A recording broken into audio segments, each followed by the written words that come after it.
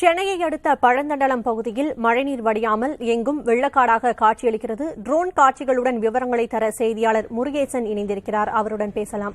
முருகேசன், பழந்தண்டலம் பகுதியில் வெள்ளநீர் வடியாமல் சூழ்ந்திருக்கிறது. அங்கு பாதிக்கப்பட்ட மக்கள் மீட்கப்பட்டிருக்கிறார்களா? விவரங்களை சொல்லுங்க.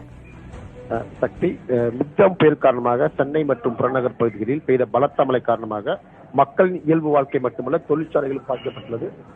இது குறித்து புதிய தலைமை சார்பாக கழுகு பார்வையில் காட்சிப்படுத்தி வரும்.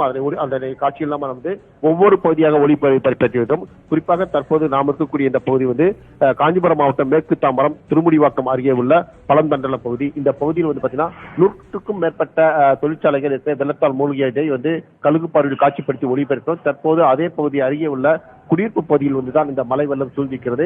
அதனை எமது ஒளிப்பதிவாளர் சதீஷ்குமார் உள்ள கழுகு பார்வையில் காட்சிப்படுத்தி இருக்கிறார். இந்த காட்சியெல்லாம் பாத்தீங்கன்னா தரைத்தளம் முழுவதுமே கிட்டத்தட்ட 100க்கும் மேற்பட்ட அடுக்குமாடு குடியிருப்புகள் தனித்தனி தீவுகளாக காட்சியளிக்கிறது.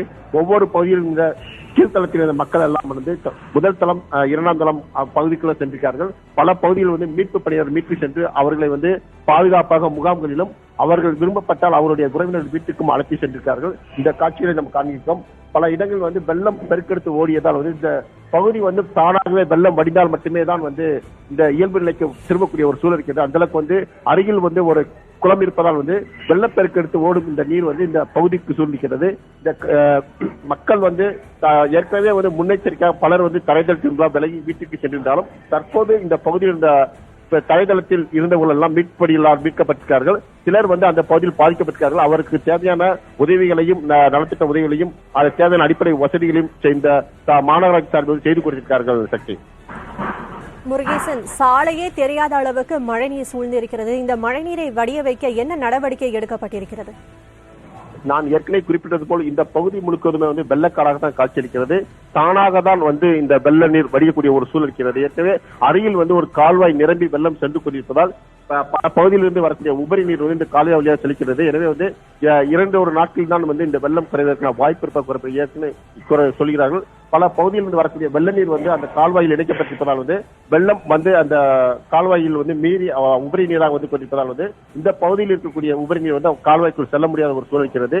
எனவே பிற பகுதியில் வரக்கூடிய தண்ணீர் அந்த கால்வாயில் குறைந்தடிப்பதால் இந்த பகுதியில் இருக்கக்கூடிய, அதாவது திருமுடிவாக்கம் பகுதியில் இருக்கக்கூடிய வெள்ள நீர் அந்த கால்வாயில் சேர்ந்து இந்த பகுதி மக்களுக்குரிய குடியிருப்பு பகுதியில் இருக்கிற மழை தண்ணீர் குறைவதற்கான வாய்ப்பு இருக்கிறது. சென்னையின் அடையாறு ஆற்றில் ஏற்பட்ட வெள்ளத்தில் சிக்கி கால்நடைகள் செத்து மிதந்து வருகின்றன. விவரங்களை செய்தியாளர் நவீனிடம் கேட்கலாம். நவீன், இறந்து கிடக்கும் கால்நடைகளை அகற்றும் பணி முறையாக நடைபெறுகிறதா? அது மட்டுமல்லாமல் அடையாறு ஆற்றை சுற்றி இதுவரை எத்தனை கால்நடைகள் உயிரிழந்து இருப்பதாக தகவல் கிடைத்திருக்கிறது?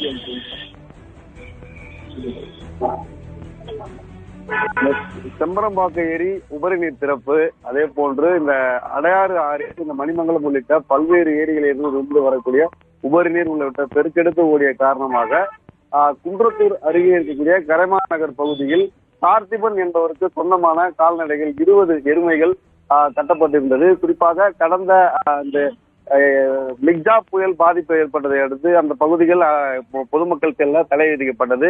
ஏனென்றால் இந்த அனகாபுத்தூர் அருகே குன்றத்தூர் பகுதியில் இந்த தரைப்பாலம் மூழ்கியபடி சென்றதால் பொதுமக்கள் யாரும் அணுக முடியவில்லை.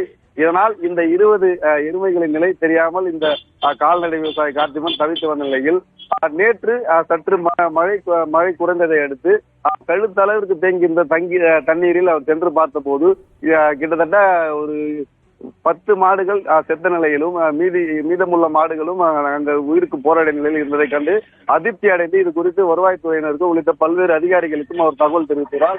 எனினும் அந்த பகுதியில் அவருக்கு செல்போன் ஆக்சஸ், அதாவது டவரும் கிடைக்கவில்லை. அதிகாரிகளை தொடர்பு கொள்ளும் சிக்கல் ஏற்படுவது உள்ளிட்ட பல்வேறு காரணங்களை அவர் தெரிவிக்கின்றார். அதனை அடுத்து இன்று காலை வருவாய்த்துறையினர், அதே போன்று கால்நடைத்துறையினர் உள்ளிட்டோர் அந்த சம்பவ இடத்திற்கு நேரடியாக படகு மூலமாக சென்று பார்த்த போது அந்த பகுதியில் கட்டி வைக்கப்பட்டிருந்த 20 எருமை மாடுகளும் செத்து மிதந்தது அவர் கண்டு அதிர்ச்சி அடைந்தார். இதை கண்டு அந்த கால்நடை விவசாயி கதறி அழுது தன்னுடைய வாழ்வாதாரமே நீரில் அடித்து செல்லப்பட்டதாக அவர் வேதனை தெரிவித்தார். கிட்டத்தட்ட 4-5 மாடுகள் அடித்து செல்லப்பட்டதாகவும், அதே போன்று எஞ்சிய மாடுகள் செத்து மிதங்கெடுப்பதை கண்டு மிகவும் வேதனை அடைந்த அவர் அரசு உரிய இழப்பீடு வழங்க வேண்டும் என கோரிக்கையும் விடுத்துள்ளார். அவர் என்ன குறிப்பிட்டார் என்றால், அதிகப்படியான தண்ணீர் திறப்பது முன்கூட்டியே அவருக்கு தெரியவில்லை, அதாவது உரிய அறிவிப்புகள் இன்றி இரவு நேரத்தில் தண்ணீர் திறப்பு அதிகரித்ததன் காரணமாக இந்த மாடுகள் செத்து விழுந்ததாக அவர் தெரிவித்திருக்கின்றார்.